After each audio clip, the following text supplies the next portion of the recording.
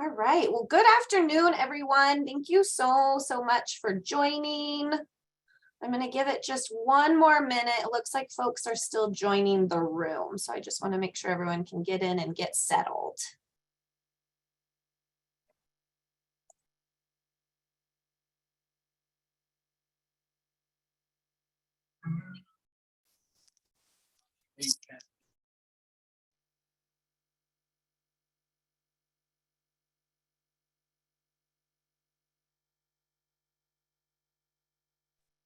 And I'm just going to kind of mute folks as they come in if they aren't a panelist, just to mitigate some of that background noise. But once we get to the Q&A portion, if you want to unmute yourselves, please feel free to.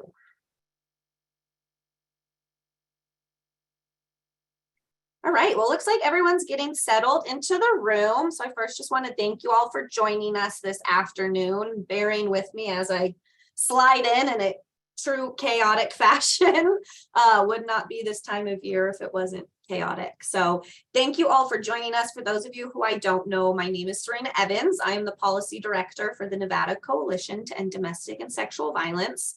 I'm thrilled to have you all here today. We have some really great panelists, and I think we're going to have a great, robust conversation about economic justice being used as a tool for violence prevention and challenging barriers to create equitable solutions. So before we go ahead and get started with the panel, I would like for all of the panelists, if they wouldn't mind taking themselves off mute and introducing themselves. I can call on you each to make sure that we're, so who's first on my screen? Tracy, if you want to go first. Sure, you got it. Hi, I'm Tracy with Advocates to End Domestic Violence and the Sexual Assault Response Advocates here in Carson City. Nice to meet you all today. Thank you, Tracy. Sarah, you're up next on my screen.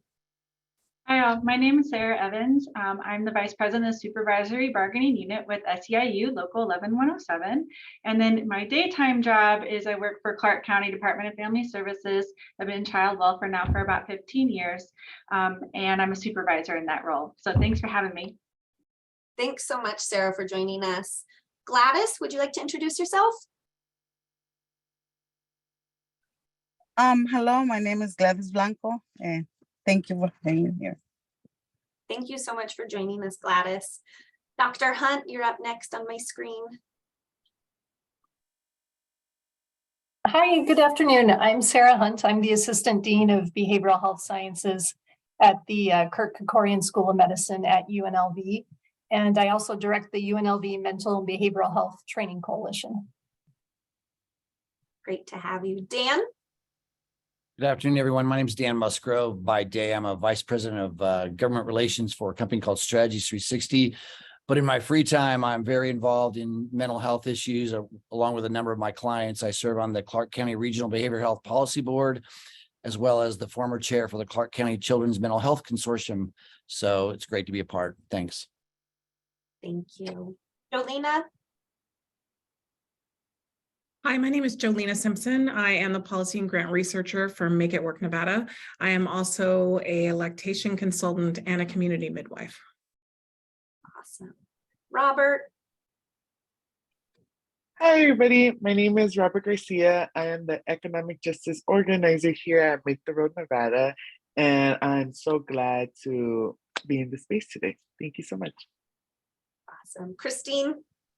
Hi, everybody. Christine Saunders, she, her pronouns. I am the policy director with the Progressive Leadership Alliance of Nevada.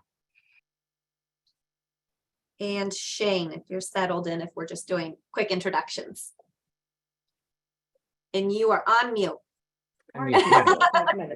There's always one. Hi, sorry I'm late. Shane Pitchini. I'm with the Food Bank of Northern Nevada, Director of Public Policy for them. Awesome. Well, thank you all so much for being here today. Before we jump into our kind of panel conversation, I just wanted to introduce how we got to where we are today with this really wonderful group of economic justice folks. So the Nevada Coalition to End Domestic and Sexual Violence has been focusing on this specific piece of economic equity and economic justice as a tool for violence prevention in Nevada.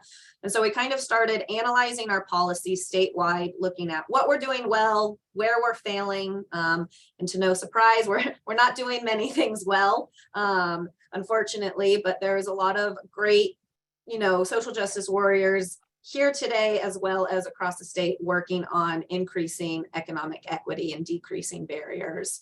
And so we brought together this task force, this work group of what we would call, quote unquote, untraditional anti-violence partners. So folks that might not recognize that their work is directly related to being violence prevention. And so we brought together all these folks statewide to kind of look at what's happening in Nevada, what are our key issues, and what do we as a work group want to prioritize as policies we want to pursue to create Nevada more equitable, to provide individuals with opportunities for self-sufficiency.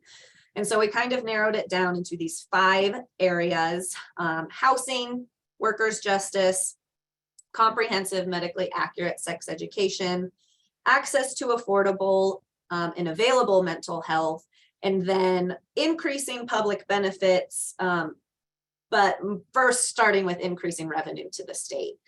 And so lots of organizations statewide are focusing on these issues in many different capacities. And so we're here today to kind of talk about where Nevada's at, what some of these policy priorities are, and how do we move forward as a state. We really started recognizing at the coalition the direct link that economic self-sufficiency and economic justice has on preventing violence. We know that folks not being able to financially support themselves are more likely to stay with an abuser or be in an unsafe situation. Folks that are being evicted from their homes or are unable to get access to safe housing based on discriminatory practices are more likely to become either homeless and or forced into unsafe situations. We know the direct correlation between sex education and preventing violence. You cannot name an act you don't know that even exists. So having comprehensive, medically accurate sex education that includes relationship education. And then kind of in the way of mental health, we know that following an assault, individuals often need access to a mental health professional. We also know that mental health can help decrease risk factors for an individual becoming a perpetrator in the first place. And then we really looked at how public benefits and our revenue in the state are kind of failing our communities. And so looking at how do we increase our general budget as a means for increasing these prevention programs that help not only victim survivors and at-risk individuals, but just our community at large. And so today we're gathered by a bunch of phenomenal, wonderful content experts. And I'd first like to just start with a broad question, and anyone feel free to jump in, but what do you see the current state of economic equity in Nevada as? Well, currently I see it as very poor. In my day job, like I said, I work in child welfare. We deal significantly with people that are trying to escape not only poverty, but some very bad domestic violence situations. And we try to give them a housing voucher, but they can't utilize their housing voucher due to source of income discrimination. And, there are 17 states that have enacted source of income protections, and we are not one of them. So I believe that we are not in a good state at this current moment in time. Yeah, I would echo that. I think housing is definitely an issue where we really see these experiences exacerbated. One, we raised the minimum wage in Nevada over the past few years, and are removing that healthcare carve out that has allowed employers to take advantage of the minimum wage differential. But that still will only get to $12 in 2024. And we know that the average cost to like a 1-bedroom apartment in Northern Nevada is about $1,500.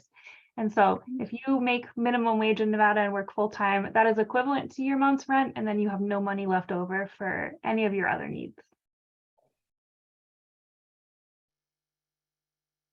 Also, there continues to be a pay inequity across the board between both racial and gender-based pay inequity. And I would also say that there is a huge disparity amongst the disabled population being able to be paid even minimum wage, because oftentimes they don't get paid minimum wage. So pay inequity and the disparities that are caused within each of those communities continues to be a concern. Yeah, thank you all for that. I know we routinely hear from our direct service providers statewide, working day to day with victim survivors and their families, that, you know, the jobs that they can take because of the flexible hours or because of their level of education do not pay enough. They do not offer insurance. There's no supports. And then they sometimes lean into public benefits, but public benefits are really just meeting their most basic needs. And there's not room for folks to kind of escape this poverty cycle, so to say. I think Avery also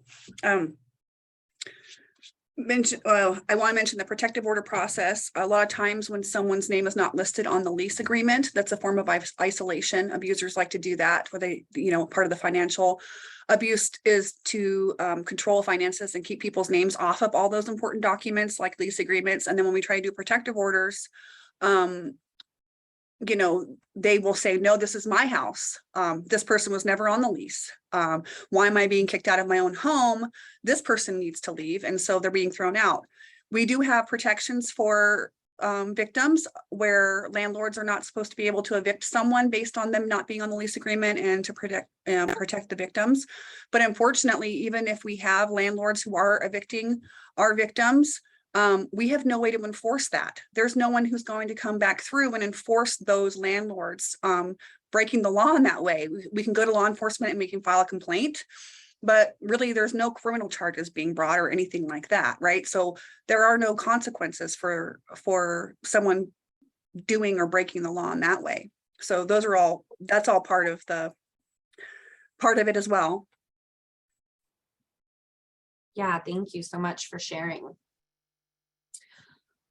As we go further into this panel discussion, I know that a lot of these issues overlap and there's so much intersectionality between all of these issues. But I did kind of break down some of these guiding questions just by topic, but feel free, panelists, as they lean into other topics, please explore that. So first off, I did want to talk about how when we're talking about housing and the availability of housing in Nevada, a lot of times the conversation gets stuck on development of new housing. And while that is important, it's only part of the picture. And we know that tenants, just like we just heard, are facing discriminatory practices from landlords. So things like rent increases, unwarranted fees, income discrimination, background checks, things like that. And so regarding current renters and tenants rights right now, with the clients you see, the folks that you're working with, what are the most pressing issues that Nevada policymakers need to prioritize around housing? I guess I can jump in right here on some of the housing stuff. So PLAN is one of the founding members of the Nevada Housing Justice Alliance, which is a coalition that started at the beginning of 2020 because we realized at the Nevada legislature that tenant voices were not being heard. The apartment association and the realtors were very loud and able to have a lot of influence on policies, but the tenant perspective was not in the building. We had a great kickoff at the beginning of 2020, and then the pandemic hit. And so we actually quickly turned into a rapid response coalition and did a lot of work on the eviction moratorium and holding the governor to create that and extend it a number of times, as well as supporting folks with access to rental assistance and the eviction process. And I think one of the biggest areas that we have seen problems in the state is evictions. Nevada has a summary eviction process, and it's one of the only in the nation to require the tenant to go initiate the legal proceedings at the court. So a tenant would receive a 7-day pay or quit notice, and they would have to know that they need to then take that notice to the courthouse and file an answer, which costs about $71 to the tenant in order to begin those legal proceedings. If a tenant does not do that, then an eviction is summarily granted, and they'll just have a notice put on their door within 7 days. And I think that process is very confusing for tenants. And we have seen by the time a tenant is able to access assistance and know that that's what they need to do, you're normally quite close to that 7-day window. Yeah, Christy, that's true for us too. Sorry, I don't like to be on camera, but I can put myself on camera if that makes it easier to see when I'm speaking. But I just was able to do, I just wanted to let you know that I was able to do, there are certain things where you can get that $71 fee waived. Obviously, it's not within that 7-day window. But anyone who needs to know, because I did not know that, if they can afford to file that paperwork, you can have the fee reduced or completely taken off under certain specifications. If they're over 60, for example, if certain underserved populations can have that fee waiver applied. So that helps, but it's not within the 7 days, unfortunately. Just for your information. Yeah, thank you for that. Any other input on kind of what the current most pressing needs are of Nevada renters or tenants right now? This is Shane with the food bank. I think the single biggest thing that should happen is that we need to streamline the process so that it's consistent across the counties and have like clear guidelines that the landlord is required to share with the tenants. Like there has to be some kind of like bill of rights so that when the landlord starts or initiates the eviction process that the tenants know their rights, because it's really complicated to try and get information out there. And when they're facing these crises, the last thing they have time to do is to go shop around the courthouse looking for, you know, what they're supposed to do. Like nobody has time for that. So I think just trying to streamline the information process of how to protect your rights is top of mind, and getting that out is incredibly difficult. Yeah, I would also say one of the other big issues that I'm sure everyone hears about is rental increases. Nevada has some of the most rapidly rising rents in the nation. And I know we have started to see some of that maybe simmer down, and we're hearing messaging that maybe we don't need to do anything on rent stabilization because the market is taking care of it. But I will say multiple folks on our staff have received multi-$100 rent increases in the past few months. This was an issue pre-pandemic and it's only been exacerbated. And so I do think we need to look into what we can do to manage the cost of rent for Nevadans. Absolutely. And to piggyback off what Christine was saying too, like we at our union represent the Southern Nevada Regional Housing Authority, and they haven't received a raise in a significant amount of time, to the fact that these are the individuals that are helping our community like receive Section 8. They're the ones who are trying to connect individuals to different housing projects. And they themselves qualify for Section 8 because they're paid at such a low wage. Like if we got to start paying people at equal pay, what they deserve, so that they can live with dignity and respect. And we can't ask for somebody else to help out somebody else when they are struggling themselves, because it just creates this low morale, you know, and it just, people start to feel helpless. Yeah, that's a great point, Sarah. I know within, you know, a lot of nonprofit organizations too, like funds are limited and we can't pay folks, you know, as much as the private sector can, and folks are really feeling the impact of inflation statewide, and folks that are working day in and day out are barely making ends meet to be able to pay their rent and feed their families. And so how do we expect victim survivors that are experiencing abuse to be able to leave their perpetrator when there's nowhere to go or they can't afford to leave? And so often we hear like, well, why didn't she just leave? And it's quite simply because they can't. There's literally nowhere to go. They're fearful that they're going to have their children taken away from them if they can't afford to have food on the table or keep a roof over their head. And so it's just the correlation between workers' justice and fair wages and housing is so intersectional with violence prevention. And that's one thing we're really pushing for right now with our policymakers, because I don't think people realize that these issues are violence prevention issues. Yeah, I think a lot of people don't realize how much financial abuse plays into it. If you're trying to control someone and keep someone against their will, financial abuse is a great way to do it. If you know that person can't leave, if they can't find or afford a $1,300 apartment for you and your kids, maybe you'll take a couple punches because you'd rather have a house over your children's head, and you'll take it for your kids, and you tell yourself that, right? So they won't leave. And so as an abuser, they see all these things going around and they use that to their advantage. You see that across the board with manipulation tactics. I think it's just a good way to talk to people. When I talk to the community, people seem really receptive to that. When you talk about financial abuse specifically, because I don't think people realize that that's such a big part of, what's going on. It's not just hitting someone or calling someone names. It's about that control, If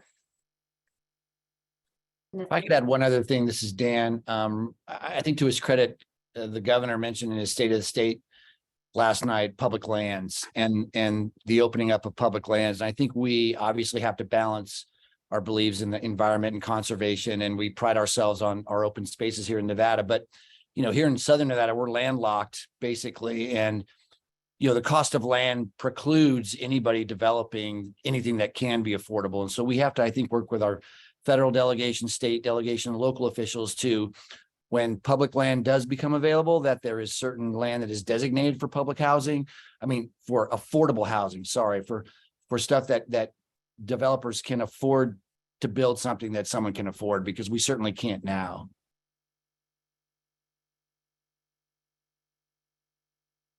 Definitely. Kind of on this topic of housing, are there anything that you as panelists would like to highlight what your agency's working on in terms of this upcoming legislative session that you're needing a lot of grassroots support on or assistance with? Yeah, I can jump in. The Nevada Housing Justice Alliance does have a set of policy priorities that we're working on, some of which I kind of mentioned to here. So we are looking at reforming the summary eviction process, looking at source of income discrimination, like Sarah mentioned at the beginning, as well as looking at rent stabilization processes and then tenant rights. A lot of these are bills that were brought up during the last legislative session and did not make it all the way through. And so we are hoping that this time around, with broader tenant participation, that we're able to get those to the finish line. There's four pieces of legislation out right now that talk about tax increment areas, property tax exemptions for low-income housing, rental assistance. So there's 4 bills that you could look at right now that have language that perhaps folks need to think about advocating in behalf of, depending on the language. I haven't reviewed them yet, but there's 2 on the Assembly and 2 on the Senate. Definitely. I know they're going through the BDR list. I feel like every other one says it relates to housing, and now it's the waiting game of seeing what exactly part of housing it deals with. So we touched on this part a little bit. I do kind of want to circle back around to workers' justice, because I think we started that conversation when we started talking about housing. Similar to housing, workers' justice also includes a broad scope of topics. And so what are some of the most pressing needs of Nevada workers right now? Well, I can talk about what SEIU is working on right now is with home health care nurses. So the budget proposed by Governor Sisolak, and I guess it is taken out of the bill that was proposed, or excuse me, the budget that was proposed last night. But we wanted to start increasing home health care workers' hourly wages. Currently, they're only at $11 an hour, and we wanted to increase it to $15 an hour. This would bring 13,000 Nevadans closer to a livable wage. And it's something that needs to happen in our communities because home health care workers are essential to providing the services for people to live independently. That home health care workers can also help out, like if there are any indications of violence or, somebody needs assistance, they can reach out for help. These people help provide dignity and respect to some of our disabled Nevadans, and we need to treat them equally with dignity and respect and help them get a pay increase. I would say something that affects workers would be an extension of paid family leave. So paid sick and safe days, and safe days, especially in this conversation, is relevant because if someone has to move house suddenly, then that shouldn't take their sick time, but they should have safe time in order to relocate and resettle before they return to work without being penalized in their wages in order to do that. So paid family leave that includes both sick and safe days would be a priority.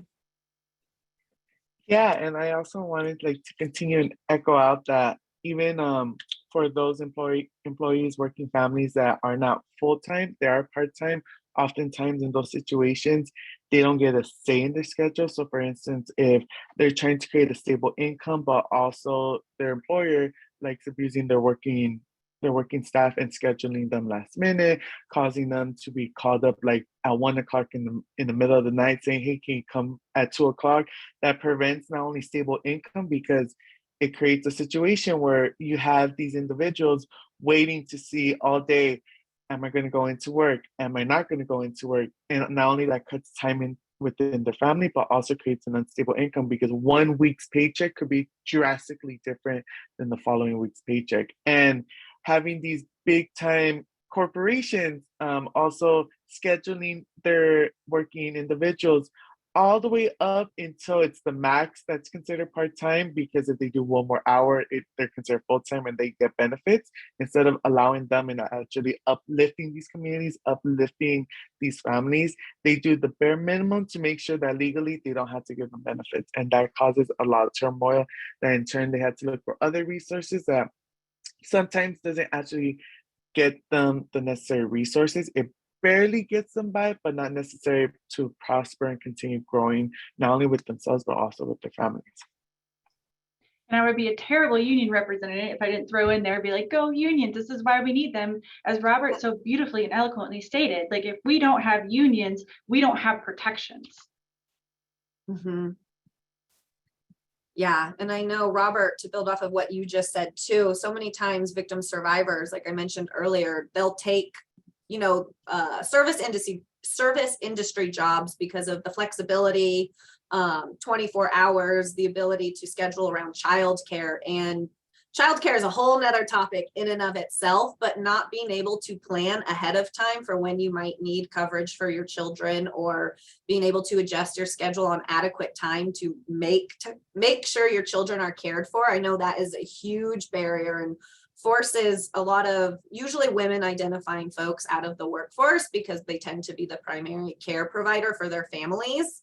And Jolene, I wanted to circle back to what you were saying about safe days too. So NCEDSV back in 2017, there was employee protections passed for victim survivors of domestic violence, where they're allowed to take up to 120 hours of leave off of work to deal with things like court cases, counseling, safety planning, anything that directly relates to their victimization. But it did not include victim survivors of sexual assault. So we are carrying a bill this session to address that. Unfortunately, this is just for victim survivors who A, file a police report, or B, have an affidavit from either a counselor or a victim advocate. So it doesn't include everyone, but it is a step in the right direction of being able to hopefully provide more of these safe days or unpenalized time off from work to deal with things that many individuals don't intend on having to deal with. So in this upcoming legislative session, it sounds like there are a lot of things that do need to be addressed around workers' justice. What are your organizations working on around this, and how can we, as a coalition and a grassroots, network, help support these bills? Well, I'll jump in. Of course, all of these are still BDRs, and we're hoping to really make them very robust and get them all the way through the process. But one of the things that Make It Work Nevada works on is reproductive justice, and our push last legislative session to get doulas covered by Medicaid is coming back around this legislative session in order to get them fair compensation through Medicaid, because having appropriate support during the pregnancy and birth is actually very important to staving off some of the pregnancy violence that happens, because there's eyes on the pregnant person and the process. So making sure that Medicaid can effectively reimburse doulas so that they can do their jobs in the communities that they live in and that they serve, and be effective and present for as much as they can, and not, die poor as well. So that's one of the things that we are working on. And of course, looking at how our subs are getting compensated and getting medical coverage coming into the legislature, because there are more subs in schools right now than ever before and running full-time classrooms, and yet they have no benefits. So that's a big problem in keeping and holding these very necessary workers in place. Yeah, the subs get paid nothing here. No one wants to even take the jobs because it's not even worth your time to do it. Forget the benefits. The rate is ridiculous in our county anyway. What county are you in, Karen?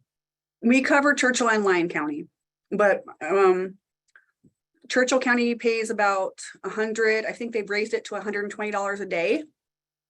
So that's a whole day, the full class of 26 students, right? And then Lyon County is a little bit less. I think it's about $105 a day. It varies from school to school in Lyon County a little bit, but Churchill County has set. Thank you. Something else that we would like to see passed too, with my DFS hat on, sorry, Department of Family Services, not to throw acronyms out there.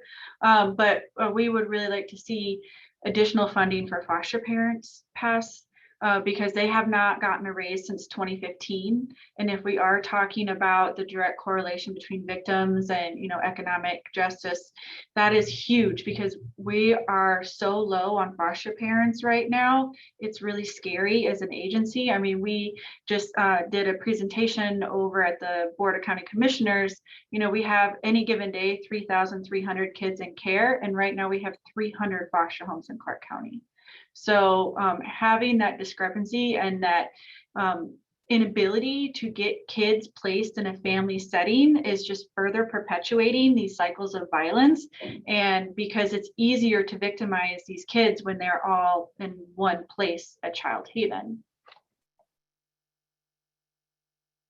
Just so you know, Sarah, the governor did propose huge increase. Well, I won't say huge because I know it's been relatively very low, but for all of foster care, specialized all the way down. So you might definitely watch that during the session.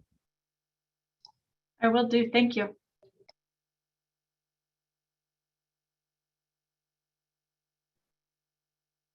Awesome. Thank you.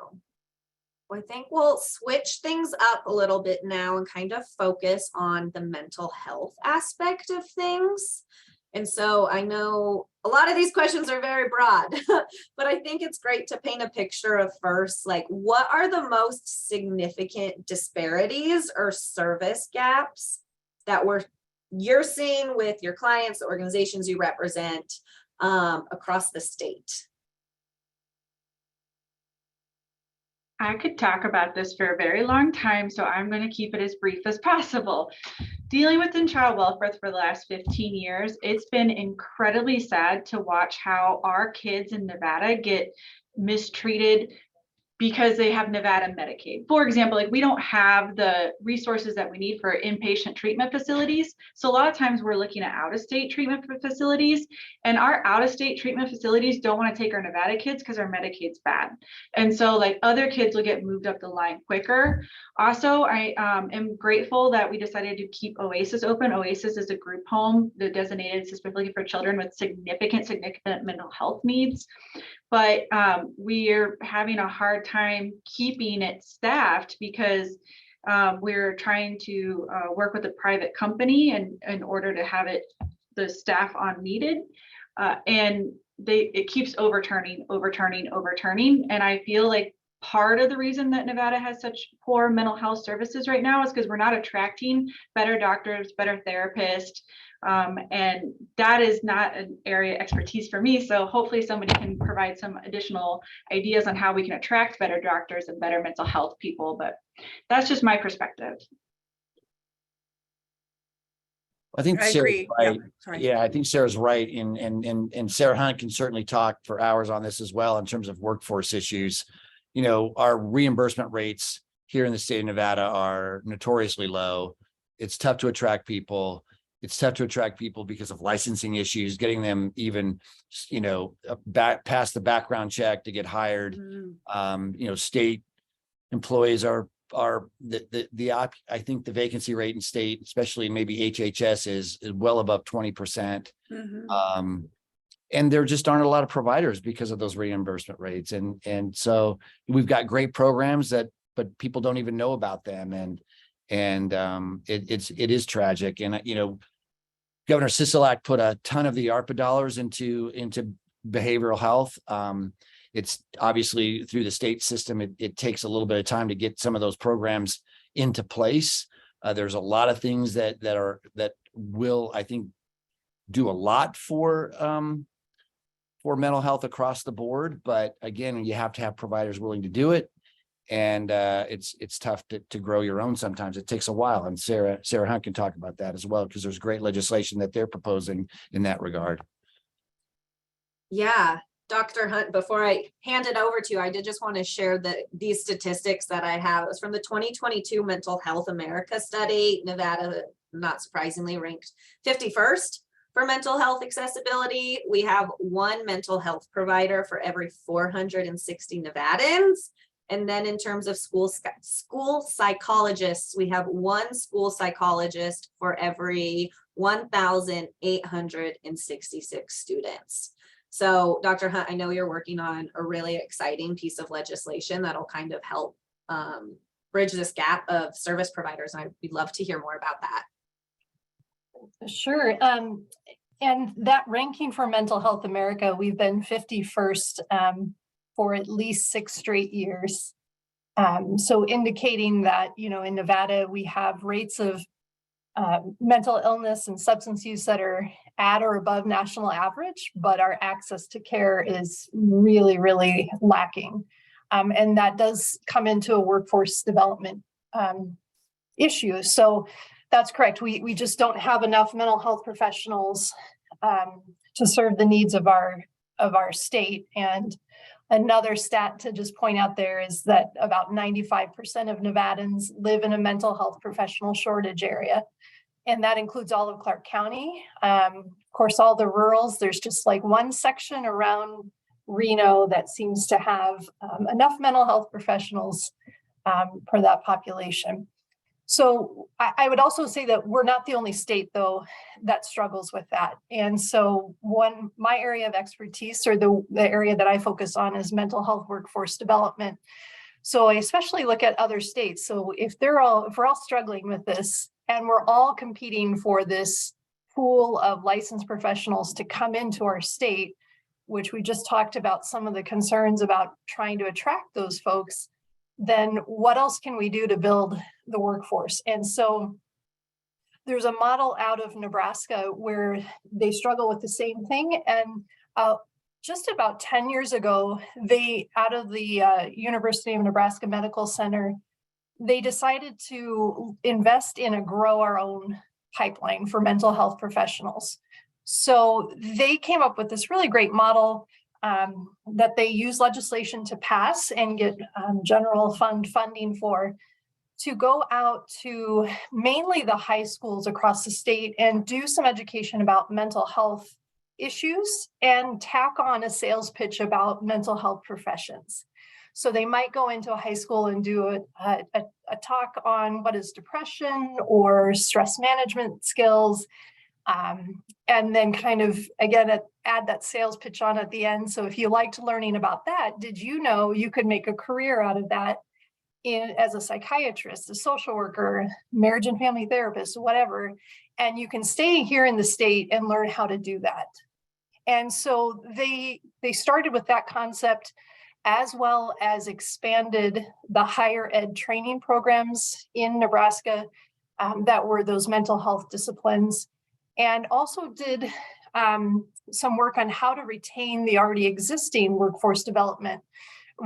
So what that looked like in Nebraska is they used funds to create continuing education trainings for the already existing workforce, and they access those trainings for free. So it's a model that I've followed for a few years, and I've presented that to the regional behavioral health policy boards we have in Nevada. So Nevada has 5 regional behavioral health policy boards, and they each get 1 bill draft request each session to use to address the high need of mental health access to care or a mental health related issue in their region. And it was the Rural Regional Behavioral Health Policy Board that covers 6 rural counties up north that said, we want to use our bill draft request in the upcoming session to create a similar behavioral health workforce education center in Nevada. So it's modeled off of that center in Nebraska. And so that is now Assembly Bill 37 in the upcoming session. And it's basically the same concept. So asking for resources.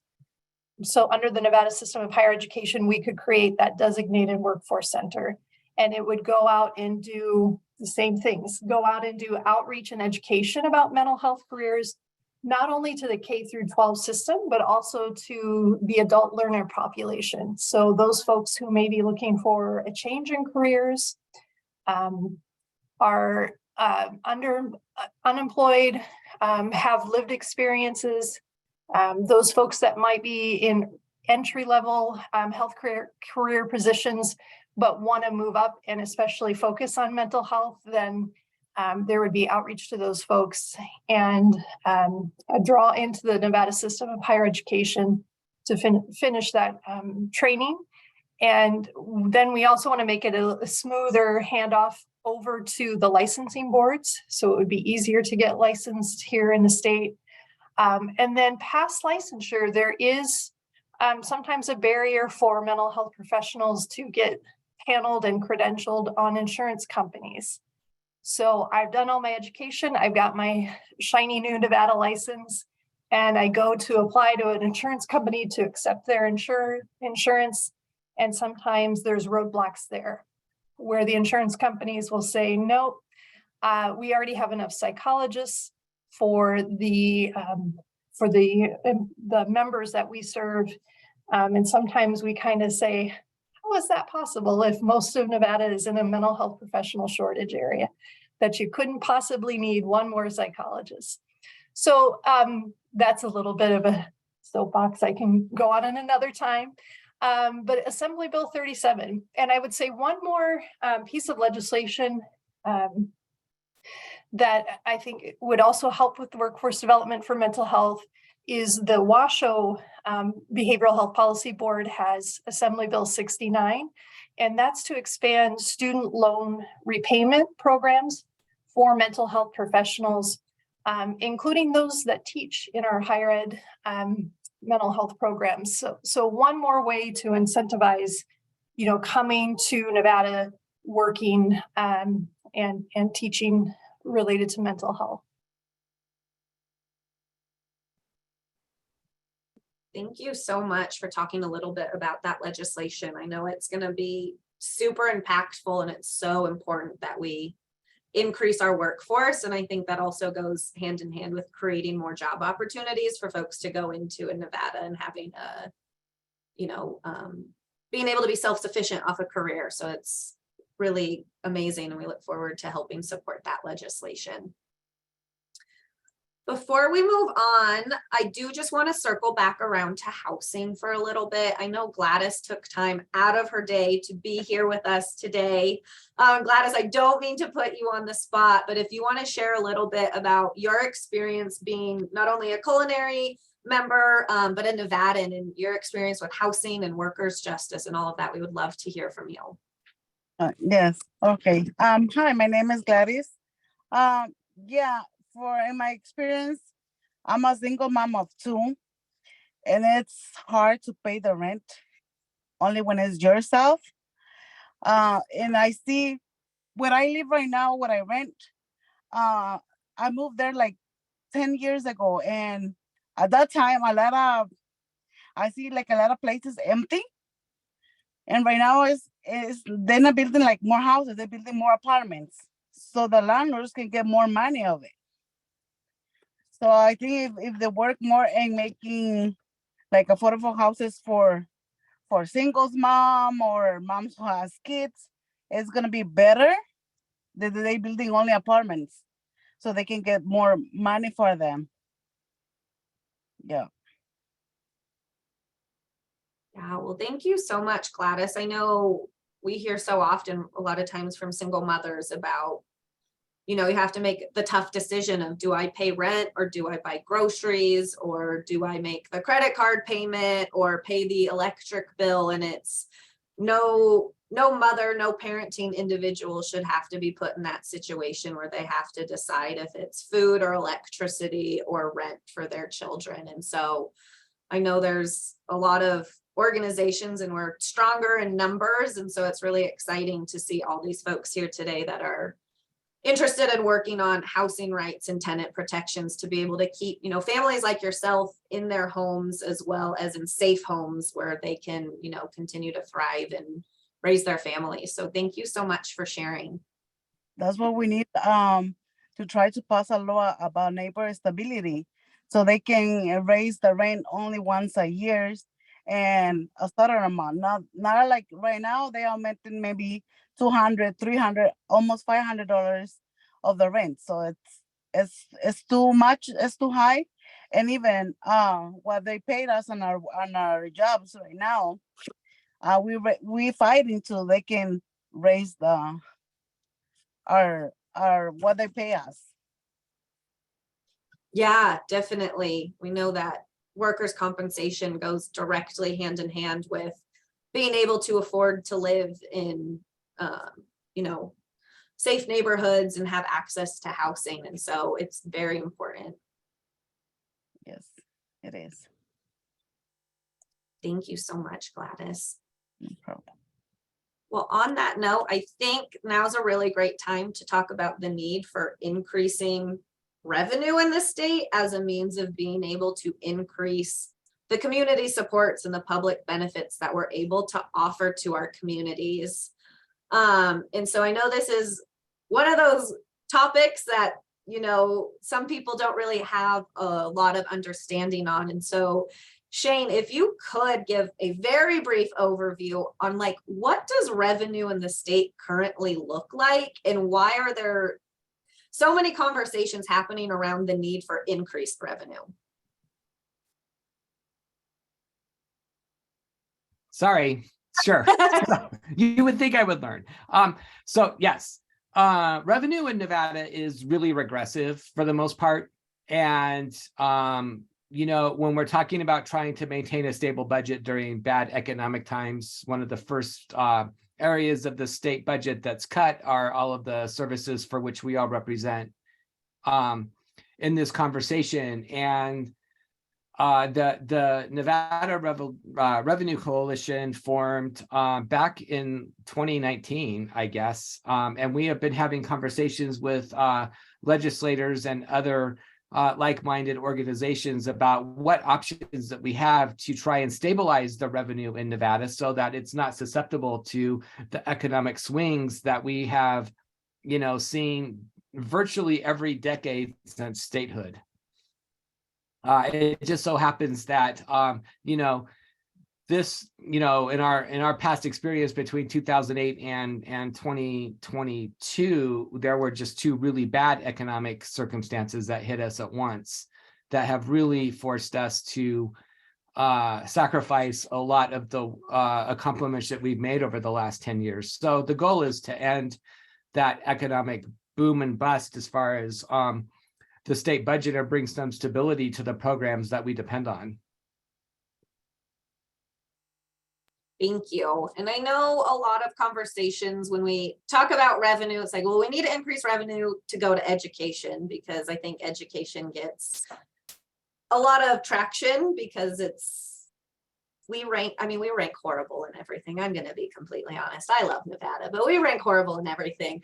But education is one of those things that people are very easily drawn to. And I know as we have the conversation of increasing our revenue, we need to have the conversation of like, how do we appropriately divvy this money up amongst all social service programs? Because we know, while education is super important, we also know that supports like TANF and SNAP and Medicaid and things like that are just equally as deserving of having increased budgets. And so I guess kind of what are the biggest gaps in our current budget that need to be like mainline prioritized if and when we get increased revenue to our state?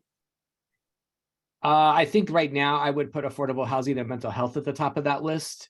Definitely food security, independent of SNAP and TANF or WIC. There's a lot of people who make too much money that don't qualify for SNAP, but they have absolutely no ability to access resources outside of going to a food bank or a food pantry in their neighborhood, because they can barely afford to pay their rent or their medical expenses and those kinds of things. And I definitely think, as far as like, if we're going to be able to start putting some adult preventative care for dental, for Medicaid, you know, there's a lot of just really glaring holes. I mean, so many that we could probably write a book on it. Somebody probably has, but the big ones are, you know, making sure that the housing subsidies, or at least some kind of long-term rental assistance is available, and you know, definite and rural mental health, rural healthcare in general, healthcare for tribal communities. There's a lot. There's just a lot. I need to say this. Sorry, I don't want to interrupt anyone. But we really need help hiring more state employees to take the calls of our clients. We need people to help coordinate those TANF services, to coordinate all of those things. We talk about a gap of, we have all these available things, but we can't get our clients to access them. We can't get through on the lines. We don't have state workers. We don't have people hired in the jobs. They're not staying in the jobs. Yeah, that's a fair point. Absolutely, that is a fair point. We need to shore up the Department of Health and Human Services, and we also need to help the Department of Agriculture, which oversees the school lunch program, to be able to maximize their efforts to ensure that the school districts are getting all of the federal reimbursements that they're entitled to. So drawing down federal money, I think, is part of that revenue thing, and making sure that we are drawing down as much as we are legitimately entitled to, because Nevada as a state is really bad at that.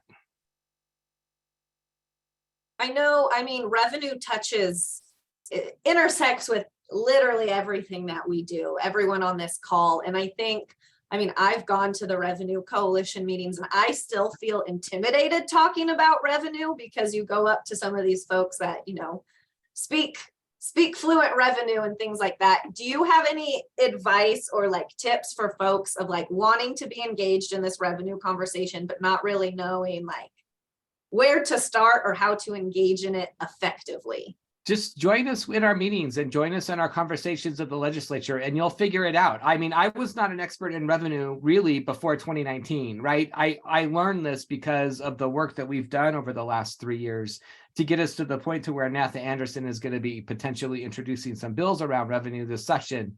So you sort of have to just jump the little hurdle of knowing that you're out of your element and just dig into it in the mud with the rest of us and help us sort it out. And we need everybody's ideas. I mean, not any one person in this in this work has got the solution.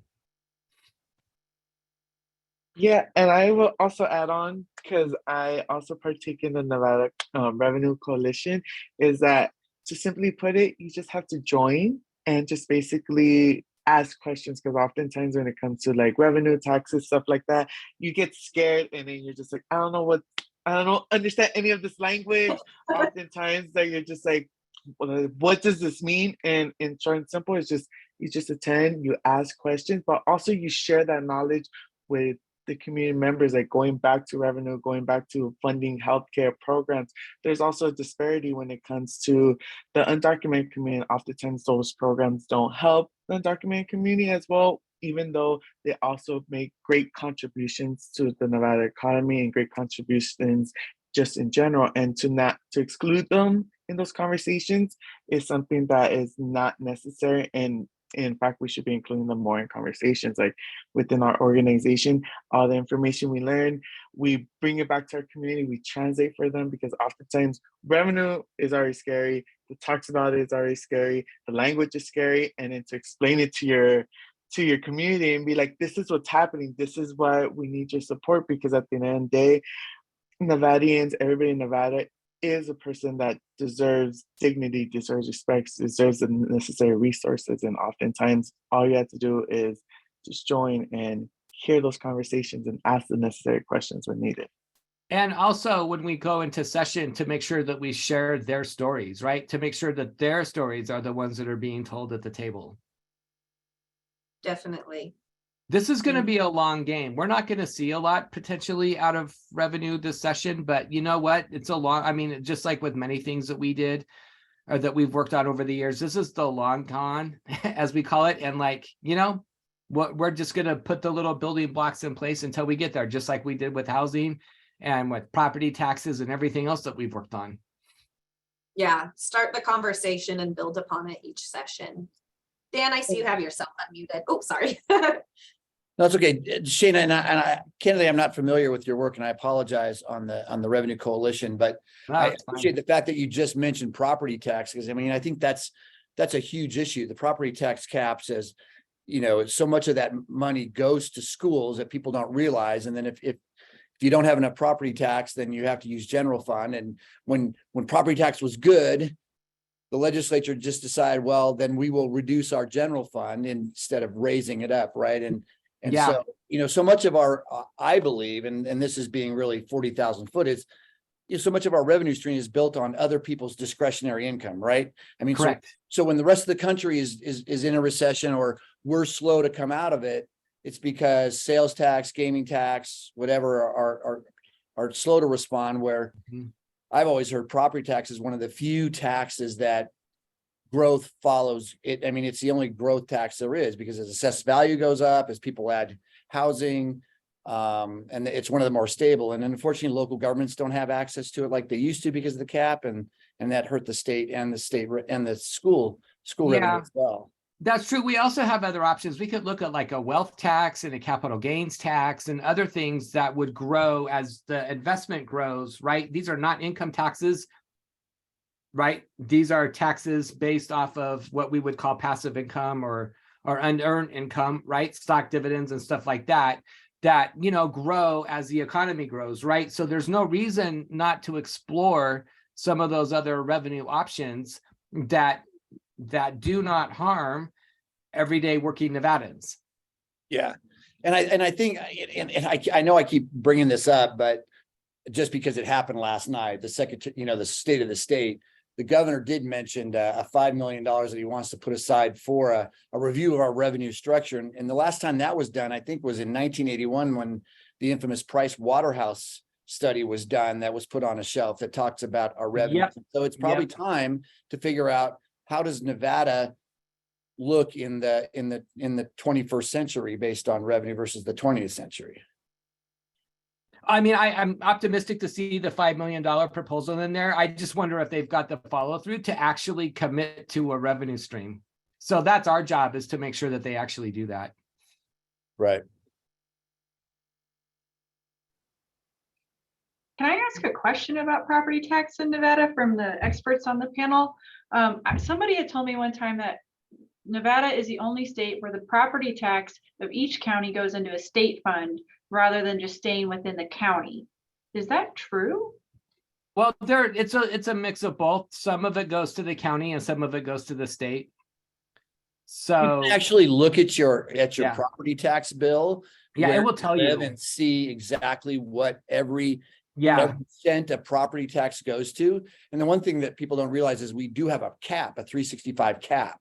And a lot of the jurisdictions are at that cap, and it gets And problematic. for The that. other crazy thing that Nevada has that other states don't is that properties are allowed to depreciate. So I live in a 60-year-old house here in Reno, and a half a mile from me are brand new houses that were built, in the last 10 years. Because of depreciation, I am paying a lower property tax rate than the people that live a quarter mile from me. So the system is broken in a bunch of different ways.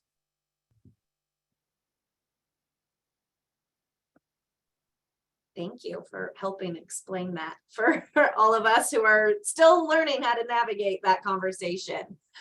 I really appreciate it. And I know that the Revenue Coalition, Shane, yourself, as well as Stacy, both yeah. have been great mentors in helping figure out how to show up in this space and like contribute to it. And so it's very exciting. All right, well, we'll move on. I know our last topic is sex education, and a lot of times people are like, why is that included in your economic justice priorities? And while it's not an economic justice issue, it does directly relate to how well individuals are able to contribute to their communities and show up and reduce their risk for victimization. We know as soon as someone is victimized from a form of power-based violence, so whether that be sexual assault, teen dating violence, domestic violence, anything like that, risk factors for being less financially self-sufficient greatly increase. And so proper, comprehensive, inclusive, medically accurate, all the words, sex education really is a tool to help individuals be successful adults down the road. And so Nevada, again, as soon as you bring up sex education, everyone closes their ears and sings as loud as they possibly can because they don't want to have that conversation. But we're really starting to change the gears on that.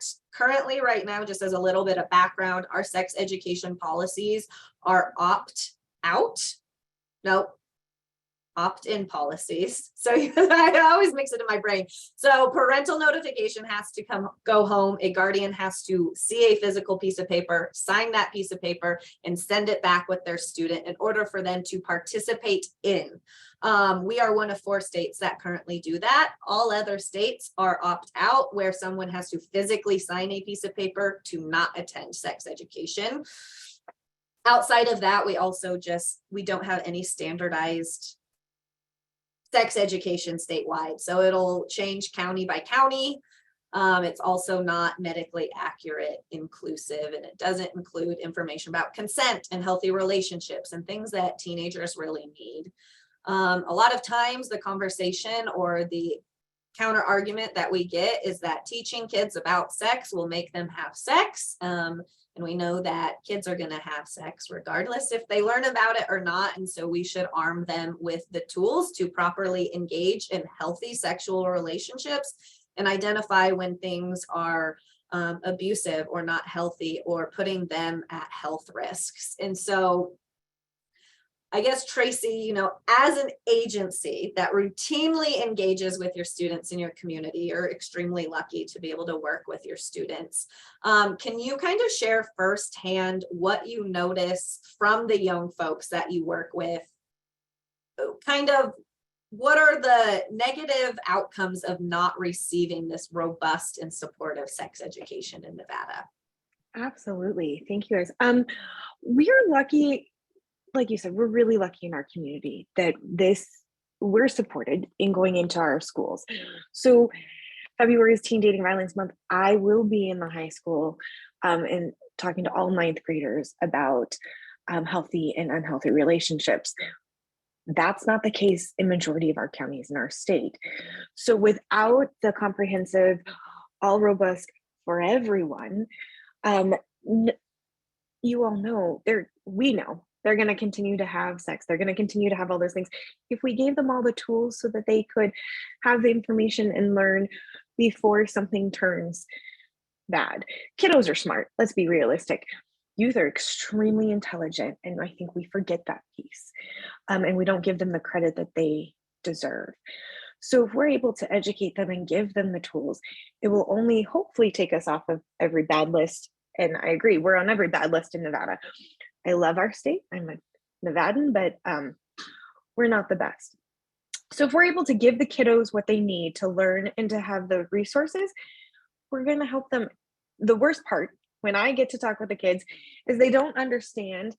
They didn't understand it. They didn't know it, or they thought it was normal. A bad relationship, that's just a normal thing that happens. One of my favorite things is if they text you all the time and if they're continually finding out where they're doing what they're doing, where they are, they don't think it's unusual all the time. So kind of putting a not normal to their normal and questioning and being able to educate them. That is really what we're seeing. Majority of our clients that we work with on the sexual assault side are under the age of 18. So if we're able to give them the resources so that one, they know where to turn if something does happen, that we're here. And, oftentimes I'll be in the classes and maybe not so long after I'm going to see them again. And they're going to say, hey, you came and talked to me, but I was able to know that there is somebody here. That needs to be for our entire state. We need to teach our kiddos about sex education and the health, the actual things that go along with that, not just some counties do it this way, and we know, I say this all the time, Nevada is unique. We have 17 unique communities and counties. Not one of us is the same as another. So realizing that, but giving a base for everybody is the most important piece that we can do. Tracy, I wish I could clone like you 50 times and distribute you all over the state, because what you just said was so incredibly accurate and wonderful. Like, I know from my personal experience, like I've had conversations with teenagers who didn't think that they could get an STD because they are on the LGBTQ spectrum. I've had conversations with teenagers who tried to use rubber gloves when they didn't have proper protection. Like, it's so prevalent in our community that these kids are growing up with not understanding their own bodies. And I can tell you, just being an investigator in the field and talking to kids so many times, one of the best ways that children could protect themselves, especially kids as young as like under 6, is to being able to identify their body parts. Because if I'm an investigator and I've been called out to a scene and I'm asking a kid like what hurts, and I'm not trying to be funny, like this has actually happened, like, oh, my hoo-ha hurts. Well, I don't know what that is. I don't know how to react, rather than a child that can just atomically identify their own body. I was going to use hoo-ha. And so you said it, because hoo-ha seems to be a popular one right now. It's not always, but we seem to be on the popular side. But what is a hoo-ha? And then if they don't understand and they don't know, I can be sitting in the sexual assault exam with a 13-year-old who you would think at that point would know all body parts and pieces and what everything looks like and should be. Not a clue. So not only were they sexually assaulted, they're having to go through an exam, and they're also going through a health class with the nurse and the advocate in there so that they understand everything. So yes, exactly. Yeah. And Tracy, I want to just piggyback off of like one thing that you said, is a lot of times students don't realize what they're experiencing is abuse and control. And on the other hand, like a lot of times those that are perpetuating it don't realize that they're perpetuating violence. I will share that I myself am a victim survivor of sexual violence before the age of 18. And I guarantee you that my perpetrator to this day does not think what they did was sexual violence. And it's, if we're not teaching kids what healthy relationships look like, they go online to learn about things. And one of the biggest things that's missing in online education is consent and asking for like permission to, experiment sexually. And so it's having those pieces of how to engage in a respectful, mutually consenting sexual experience it's missing in so many aspects and so many relationships. Absolutely. And it also goes back to mental health. I mean, we have in Carson, we're lucky. We have social workers in our schools, but we don't have enough social workers. We don't have enough mental health workers to talk with the kids and help them along the way. So it goes right back into the mental health as well. If I can build on that and put on my midwife hat for just a second, and we're talking about once we get to the point where a person is pregnant, and then we're explaining their body to them and how this pregnancy develops, how you're going to have this child, what are your different options. This also comes up at that time of life as well. But that idea about consent and autonomy also happens in the delivery room, because very often birthing people are being victimized at their birth by their care providers. And a lot of times they don't flag that as assault when it actually is assault. And if they don't understand their own bodily autonomy, or what it means to be assaulted by a medical provider, they won't even flag it as that. And they'll have all this trauma and all this pain that carries over birth after birth. And we have to deal with that every single time. So getting that education young, it moves into many, many areas of a pregnant person's life. Yeah. Yeah, great point, Jolena. Thank you so much for bringing that up. And I think consent, like you said, I mean, let alone in birthing persons, but just in all aspects of life too. And just like people don't realize that you should always ask for consent when you're engaging in any sort of physical touch, like touching someone's arm or asking for a hug might be really traumatizing to someone that's experienced these forms of violence. And so just knowing how to ask for it without making it weird, like just making it a normal part of conversation so people don't feel off put by it, is so important. And it really does intersect with these other forms of, you know, violence prevention and economic justice and things like that. So Yeah, I want to say, Serena, off of what you said, the pressures that it puts onto the system too financially, when we create these cycles of history of, we have these families that are continually teaching their children that this is the correct way to handle relationships. This is what a healthy relationship looks like. This is how mom treats dad. And so this is how I hit on the next girl. It's okay to sexually assault someone because this is how you get the girl. The financial process that we have to pay for as Nevadans, because of these histrionic repeating cycles of abuse through our state, cost us financially. So if we can give the services where we break these cycles of abuse with these families, it's going to make a huge difference to our state financially. A lot of people don't want to listen to sexual assault stuff. They don't want to hear about consent. They do want to plug their ears when it comes to sex education. They're like, la, la, la, la, la, la, la, not listening. But people who you want to kind of bite on and listen in our communities, who plug their ears, they will bite on to the financial part. They will listen to what you have to say on the cost that it affects our state. And so you just find what people are interested in and what they want to hear. And you just say, okay, listen, you may not want to listen to hear about what we have to say about this, but this is how it's affecting us negatively. And this is why change has to happen. At least around me, I live in very rural communities, and people are very difficult to talk about. We do not have sex education. We don't have social workers in our schools. We don't have school psychologists. We don't have any mental health professionals here. And talking to people about getting these things, no one wants to listen to it because it's so taboo. So even starting the conversation about something that's so taboo is the difficult part. oh, definitely. I mean, Yeah. That's part of, you know, what this coalition is working to do, and our grassroots advocacy is how do you have this conversation, because some people are very on board about being open about it, and then with others you have to get creative in how you approach the subject, just as with anything. But it was really exciting. Was it back in August, September? I don't know what month it is now. But Clark County School District was considering bringing forward a BDR to change our opt-in sex ed policies. This is the first time in forever that our largest school district in Nevada was bringing up the topic of sex ed. And while they unfortunately did not bring the bill forward, they did set that as one of their kind of guiding principles for how they'll engage in policies. So it's super, I think we're starting to have the conversation more, and we're breaking down the barriers, you know, one piece at a time. So that's very exciting.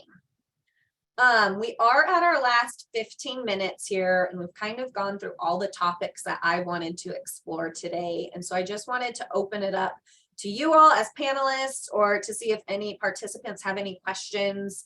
Feel free to put them in the chat box. Take yourself off mute briefly if you want to ask your question live. but also to you as panelists, is there anything you feel we need to, any words that you want to end on, I guess, or anything we didn't cover?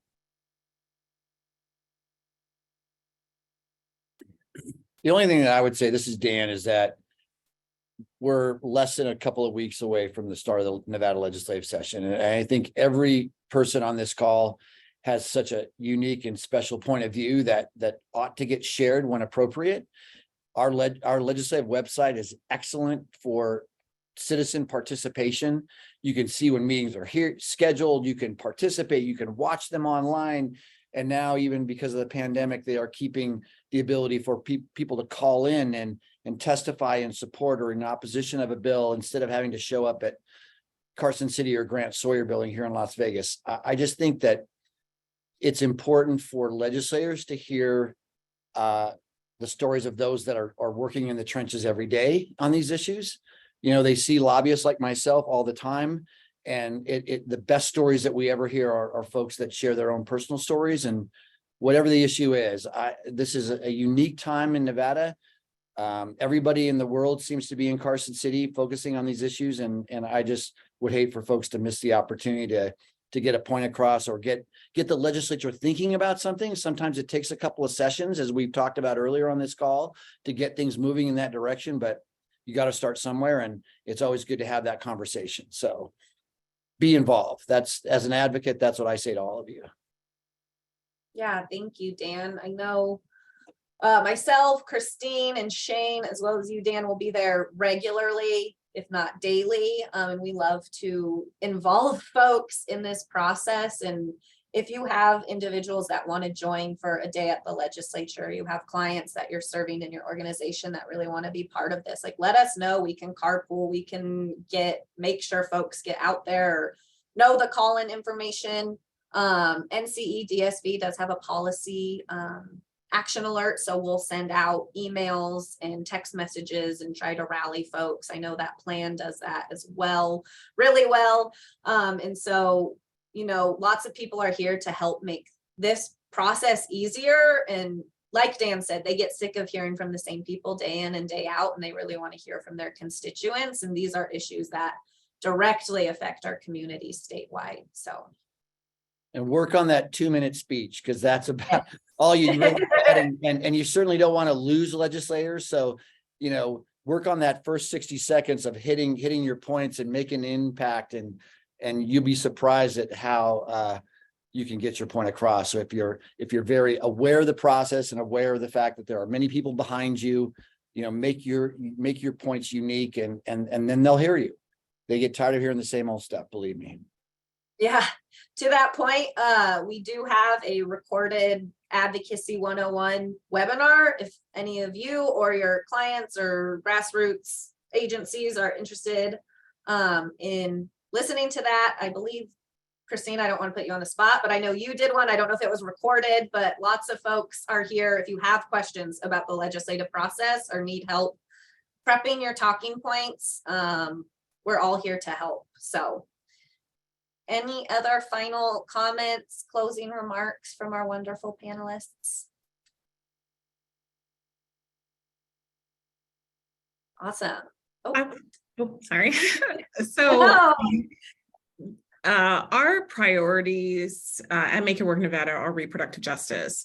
And a lot of times when we talk about reproductive justice, it kind of gets swallowed up into one conversation. But truly, reproductive justice is about making sure that you can choose whether or not you are going to bear a child. And you can, if you do choose to have it, that you're being able to support that child. So you have economic justice, and that the environment that you're living in is safe. So we have environmental justice that is important. And also that you can raise that child in a way that is promoting health and longevity. So as we think about all the ways that these topics intersect, we are talking about sustaining the population of Nevada in a way that is healthy and whole. So when you think about the intersectionality of all of our topics, it all comes down to really the the human rights that everyone should be framing their work in. So it's civil rights, yes, but more than anything, the human rights that we have the right to live healthy and whole lives without barriers or harm. So I just wanted to put that out there.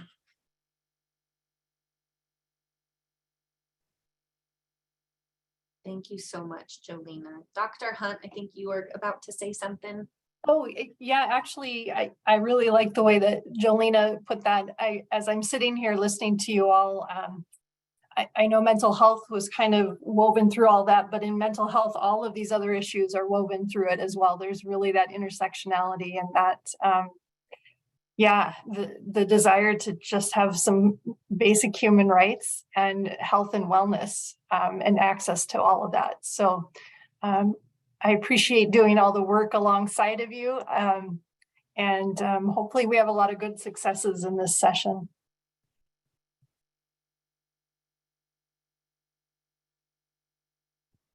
Definitely. Well, I appreciate everyone joining us this afternoon. Special thank you to our panelists for sharing your expertise and your knowledge. I appreciate you all so much. Just on a closing remark, like bridging everything together, it is all intersectional. It all intersects. Economic justice is violence prevention. Violence prevention cannot end if we continue to uphold systems that continually oppress people. And so really excited to work alongside all of you, get to learn from all of you, and really looking forward to the changes we're able to make in the legislature and the conversations that we're going to start having. So thank you all so much. I hope you have a great rest of your Tuesday, and I will see you all.